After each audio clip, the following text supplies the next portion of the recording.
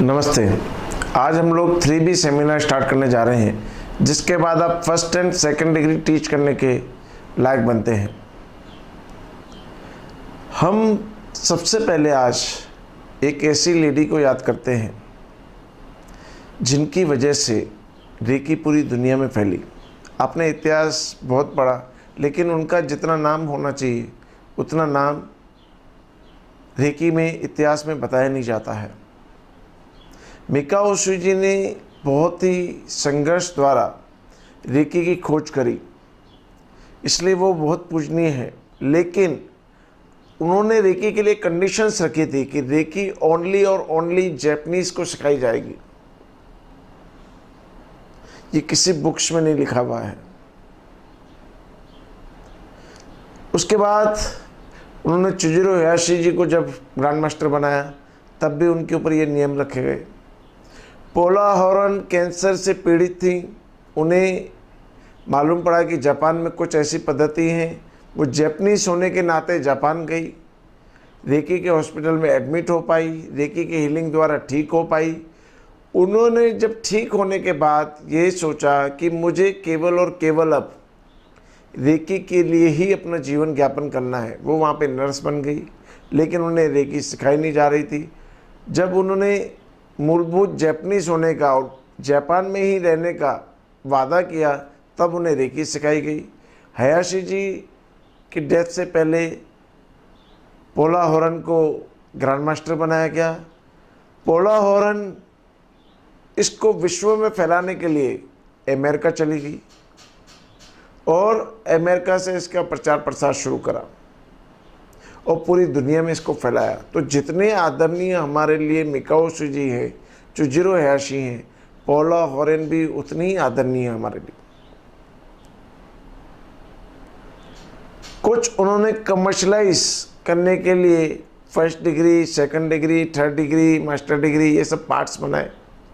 पहले केवल student level और मास्टर लेवल दो हुआ करते थे। आज भी बहुत सारी इंस्टीट्यूट्स ऐसी हैं जो स्टूडेंट लेवल, जिसमें फर्स्ट सेकंड थर्ड डिग्री साथ में सिखाई जाती है और मास्टर लेवल अलग सिखाई जाती है। तो आज भी ऐसा रूल कई जगह है, लेकिन पोला हॉर्न ने फर्स्ट सेकंड थर्ड 3A और 3B कन्वर्ट करा। कुछ रूल्स बनाए गए मास्टर हीलर और मास्टर कोर्स में। देन ग्रैंड मास्टर्स के लिए कुछ रूल्स बनाए गए। एक कमर्शलाइज उन्होंने करा, लेकिन कमर्शलाइज के साथ साथ दुनिया में फैलाने का पूरा श्रेय उनको जाता है। इसलिए बहुत ही आदरणीय लेडी है हमारे लिए। मैं जब भी मिकाओ शिजी का फ़ोटो रखता हूँ अपने पूजा रूम में, चुजिरो हयाशी जी का भी रखता हूँ और पोला हॉर्न का भी रखता हूँ। दोनों बहुत ही आदरणीय है हमारे लिए। चुजिरो हयाशी की लोगों को ठीक करने की भावना, हीलिंग हॉस्पिटल खोलने की भावना, जितनी वो ट्रेनिंग्स को महत्व देते थे उतना ही हीलिंग्स को भी महत्व देते थे। लोगों को हीलिंग्स के लिए एनकरेज करना बहुत ही महत्वपूर्ण है। तो हमें उनके प्रति भी भावना रखनी चाहिए। हम सीखेंगे रेपो क्रिएट करना। जब हम रूम में जाते हैं अटेंडमेंट करने के लिए, 5-10 मिनट हम रूम चार्ज करते हैं, तो रेपो भी क्रिएट करते हैं अपने रेकी गुरुओं के साथ। तो वो भावना हमारे अंदर भी डेवलप होने लगती हैं। रेपो जब क्रिएट करते हैं तो क्या होता है, उनकी साइकोलॉजी हमारी साइकोलॉजी के साथ मिक्सअप हो जाती है। तो जो उनकी फैलाने की भावना थी, जो हीलिंग की भावना उनकी थी, तब जीरो था रेकी, उससे वर्ल्ड में रेकी फैलाई। तो ये क्रेडिट हमें भूलना नहीं चाहिए। जितना हमें मिकाओ शिजी को क्रेडिट देना चाहिए, इन दोनों को भी क्रेडिट देना चाहिए। ये इसलिए बता रहा हूँ कि अपन मास्टर बनने चाह रहे हैं। आगे जब हम रेपो क्रिएट करेंगे तो उन जैसी भावना हमारे अंदर भी आएगी। तो ऐसी भावना जगाने के लिए हमें बहुत ज़रूरी है उनको जानना। अब हम आज क्या सीखेंगे, नीड्स। प्रोग्राम चलाना फर्स्ट सेकंड डिग्री। फिर से जैसे हम प्रोग्राम चलाते हैं वैसे ही प्रोग्राम अब 21 को हम स्टार्ट करेंगे। वो इसीलिए चला रहा हूँ आप लोगों के लिए कि आप सीख सकें कि प्रोग्राम्स कैसे चलाते हैं। जैसे क्लासरूम में चलाते हैं ऐसे ही हम प्रोग्राम चलाएंगे। पहले जो वीडियो बना रहे थे हम 2-2 मिनट, 4-4 मिनट, 5-5 मिनट वाला, वैसा नहीं बनाएंगे। हम प्रॉपर क्लासरूम में जैसे चलता है वैसे ही हम क्लासरूम टाइप पूरा बैच चलाएंगे। तो आपको भी ट्रेनिंग्स मिलती रहेंगी कि आप क्लासेस कैसे चलाएं। टाइमिंग्स के हम चार्ट्स भेजेंगे आपको कि 8 घंटे में कैसे प्रोग्राम फिनिश करना है, 12 घंटे में कैसे चलाना है। कोई इमरजेंसी में रेकी सीखता है तो 2 घंटे में कैसे सिखाना है, लाइव कैसे सिखाना है, डिस्टेंस से कैसे सिखाना है, लाइव अटेनमेंट कैसे होगा, डिस्टेंस से कैसे अटेनमेंट होगा और बंच में अटेनमेंट कैसे होगा। अपन सब बहुत ही अच्छी तरीके से, बहुत ही प्रोफेशनल और एज ए फैमिली वे में इसको सीखेंगे। सबसे पहले आपको नीड्स मालूम होनी चाहिए कि हमको प्रोग्राम चलाने के लिए क्या क्या नीड्स है। एक किट अलग से बनी हुई होनी चाहिए जिसमें वो सब होना चाहिए। सबसे पहले आपको फॉर्म बहुत नीडेड है। देन नेम टैग बहुत इंपॉर्टेंट है। तो एक असिस्टेंट आपके पास होना चाहिए जो ट्रेंड होना चाहिए। सबसे पहले जो कोई आएगा उससे आप रेकी का फॉर्म फिलअप कराएंगे और नेम टैग देके उसे लगाने को बोलेंगे। नेम टैग मस्ट है, आपके पास आपका नेम टैग होना चाहिए, असिस्टेंट ने भी नेम टैग पहना होना चाहिए। लोगों को मालूम पड़े असिस्टेंट कौन है, ग्रैंड मास्टर कौन है। तो आप नेम टैग पे उनका नाम, नीचे असिस्टेंट, आपका नाम, रेकी ग्रैंड मास्टर या रेकी मास्टर जो भी आप हैं वो आप लगा सकते हैं। देन लोगों के पार्टिसिपेंट, उस पर आप नाम भी लिख सकते हैं। पार्टिसिपेंट 1 जो आपके फॉर्म के हिसाब से नाम है, पार्टिसिपेंट 1, उन पर नाम 2, 3 ऐसे आप नाम डाल सकते हैं। तो आपको याद करना आसान होगा, आपके उनके क्वेश्चंस याद रहेंगे। आप उनको अटेनमेंट करेंगे तो उनको कैसा प्रैक्टिकल हुआ, आपको कैसा फील हुआ उस टाइम पे आपको याद रखना है, तो आप याद रख पाएंगे। देन हम आते हैं कि फॉर्म जब फिलअप कराएंगे तो आप भी साथ में चेयर लगा के बैठेंगे।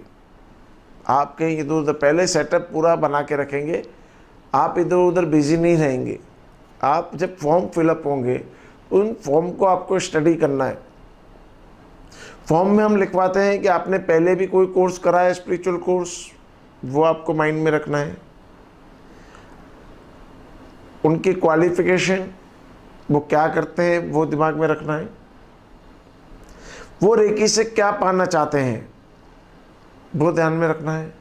रेकी के बारे में उन्हें क्या पता है, रेकी से क्या उन्होंने ट्रीटमेंट लिया है, या रेकी के बारे में उनको किसने बताया और क्या नॉलेज है। ये सारे क्वेश्चंस हमारे फॉर्म में होने चाहिए और वो हमारे माइंड में हमें स्टडी करने हैं। जब हम कोर्स चलाते हैं तो उसी के हिसाब से मोल्ड करते हैं। जो क्वेश्चन आंसर्स हैं, जो लोगों को समझाना है, वो उस लोगों की नॉलेज। आप कोई स्पिरिचुअल पर्सन है और लग्जरियस लाइफ, एबेंडेंस, ये वो आप सिखाने, वो उसमें इंटरेस्ट नहीं लेगा। और कोई एबेंडेंस के लिए आपके पास आया, उसको स्पिरिचुअलिटी के पार्ट पढ़ाए जा रहे हैं, तो भी वो आपसे अट्रैक्ट नहीं होगा। तो हमें क्या करना है, जो कोर्स ऐसा डिज़ाइन करना है जो कि लोगों के अनुरूप हो, हमारे पार्टिसिपेंट्स के अनुरूप हो, ऐसा हमें कोर्स डिज़ाइन करना है। वैसे हम क्वेश्चन आंसर्स, वैसे टॉपिक्स हम साथ साथ चलाएंगे।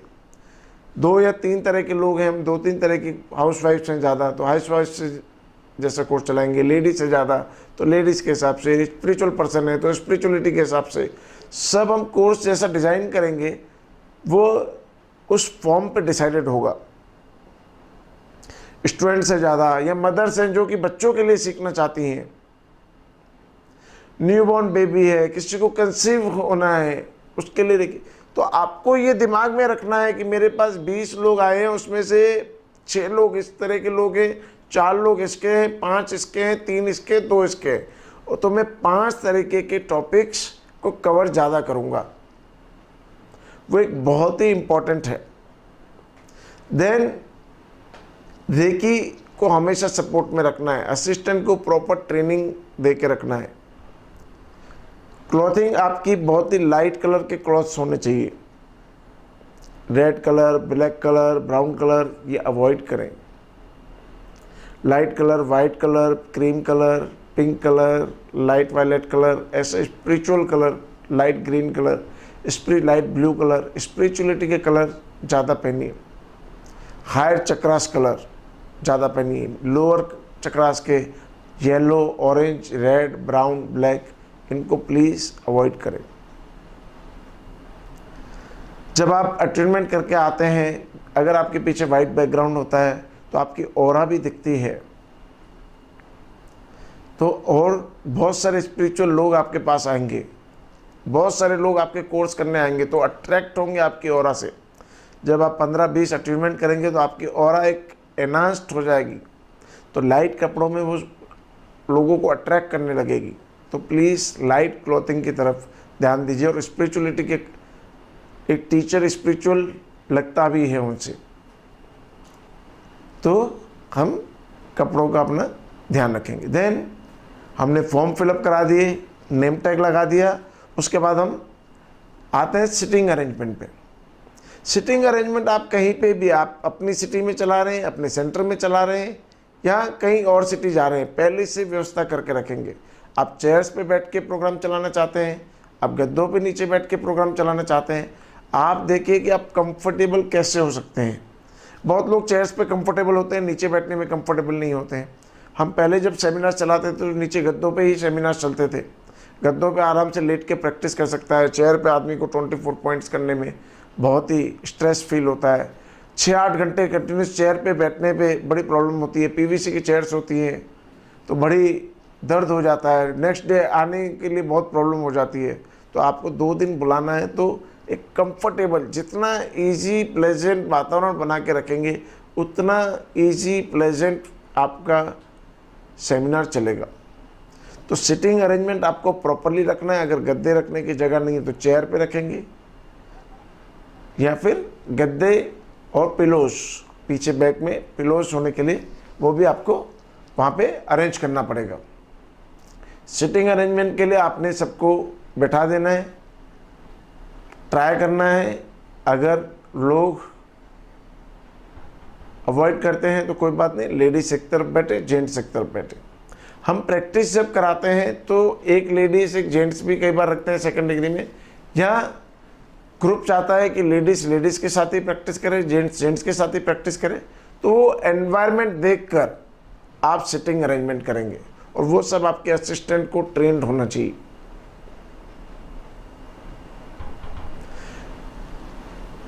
उसके बाद सेमिनार कैसे चलाना है वो हम सीखेंगे ही। कौन कौन से टॉपिक पहले चलाएंगे अटेनमेंट से पहले। अटेनमेंट करना हम कल सीखेंगे कि हम अटेनमेंट कैसे करेंगे, हम पर्सनल अटेनमेंट कैसे करेंगे, हम डिस्टेंस अटेनमेंट कैसे करेंगे, एंड देन हम बंच में अटेनमेंट कैसे करेंगे।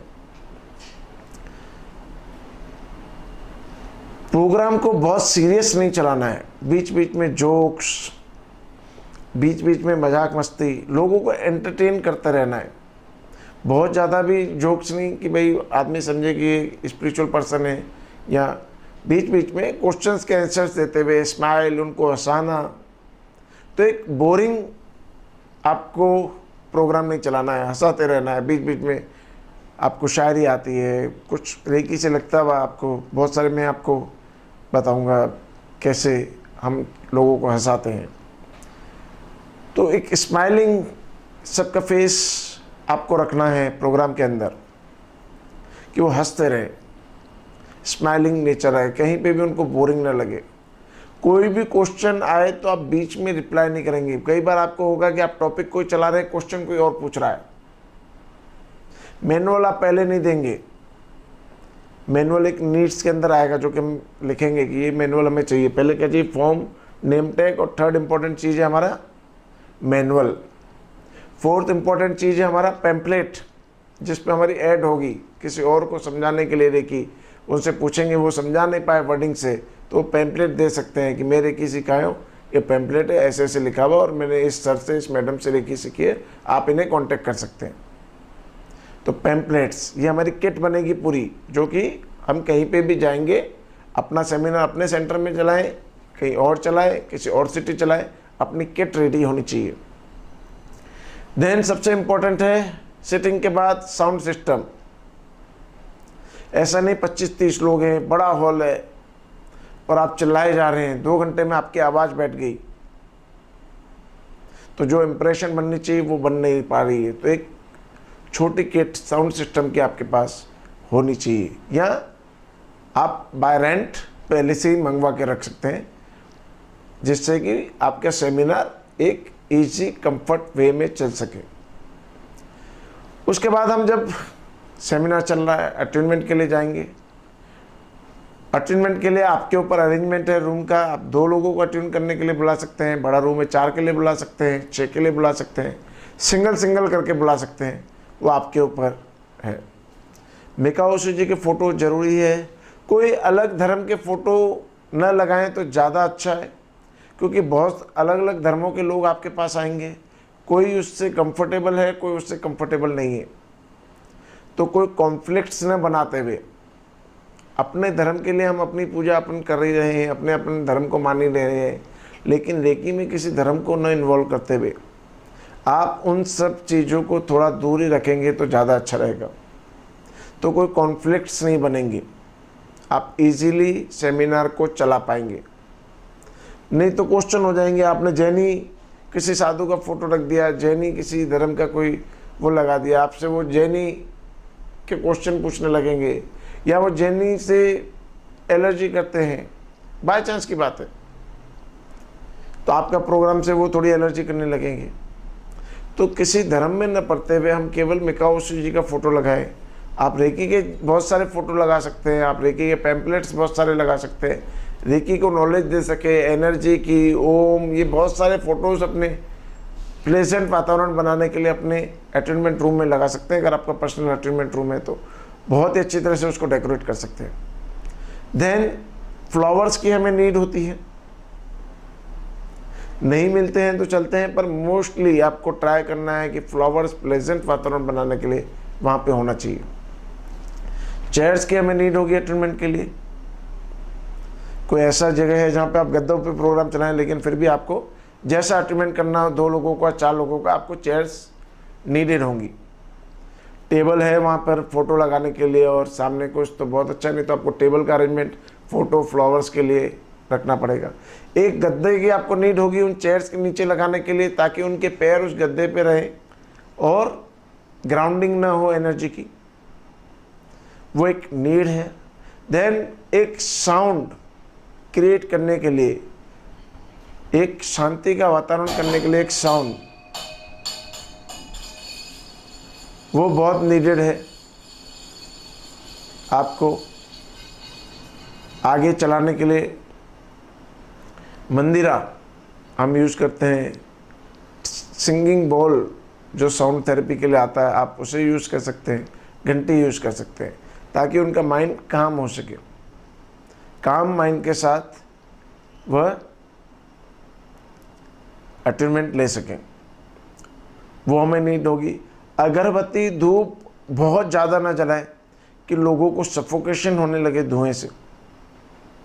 देन एक कैंडल स्टैंड के अंदर, कैंडल स्टैंड क्या, ऊपर से ग्लास होना चाहिए।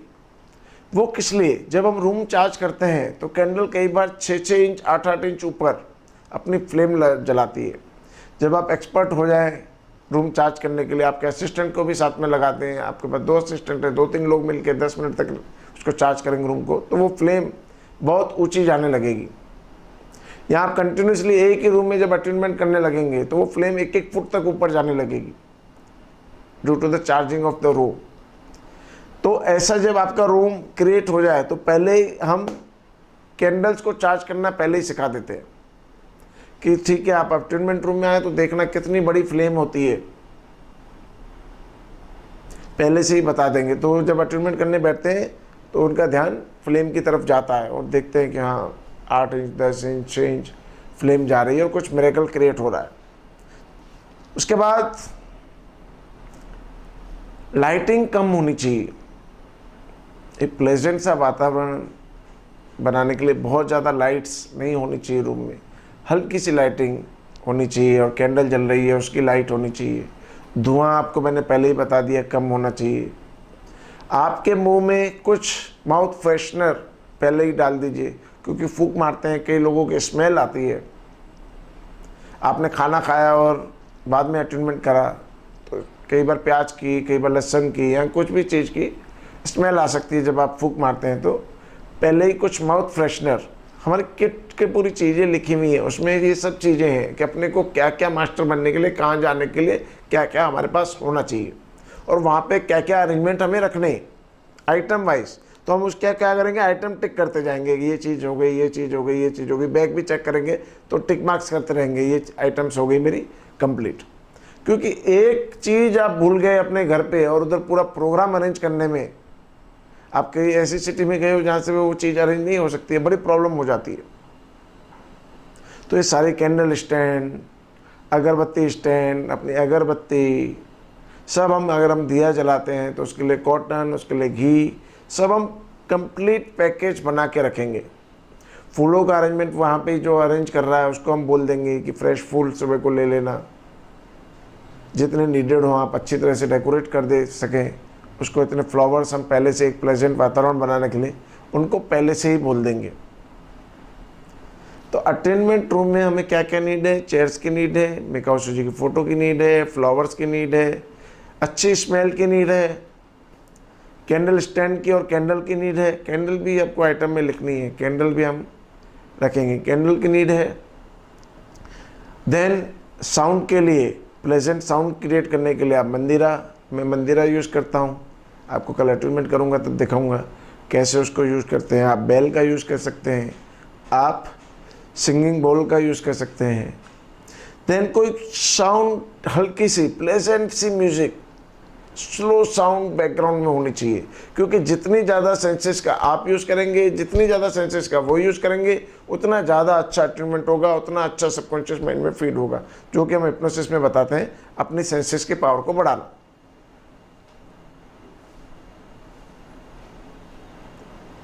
तो आपने ये अटेनमेंट की नीड्स समझ ली कि हमें ये आइटम्स अटेनमेंट में नीड होगी। कल हम करेंगे प्रैक्टिकल, और उसके बाद आपको प्रैक्टिकल्स करने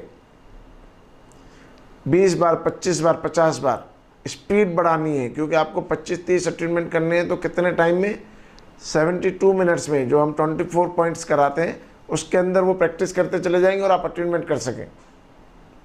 ज़्यादा लोग हैं, आप एक पार्टनर ले सकते हैं अटेनमेंट करने के लिए। तो हम अटेनमेंट्स की नीड्स आज समझे, सेमिनार की नीड्स हम आज समझे। आगे हम समझेंगे कि प्रोग्राम्स को कैसे ज़्यादा से ज़्यादा डेवलप अच्छा तरह से हम आगे बढ़ाते चले जाएंगे। Thank you.